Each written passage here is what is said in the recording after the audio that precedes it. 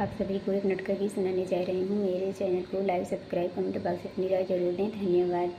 बगिया लगाए चल जय परदेसिया, बगिया लगाए चल जय परदेसिया।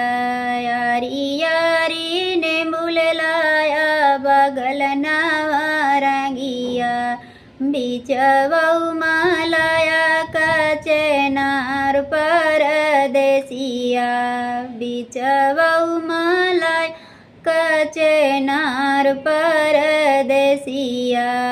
बगिया लगाए चल जया परदेसिया, यारी यारी ने मूल सींच बगल नारंगिया, बीचवऊ मासे कचनार परदेसिया, बीचवऊ से कचनार परदेसिया।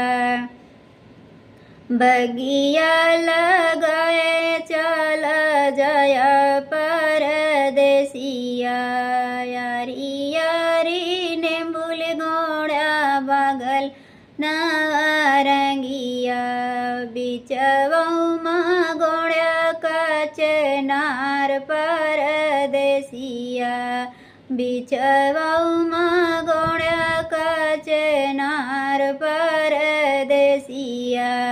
बगिया लगाए चल जय परदेसिया, अरे यारी ने मूल तोड़ा बगल नारंगिया, बीचवऊ माँ तोड़ कचनार परदेसिया, बीचवऊ माँ तोड़ा कचनार परदेसिया।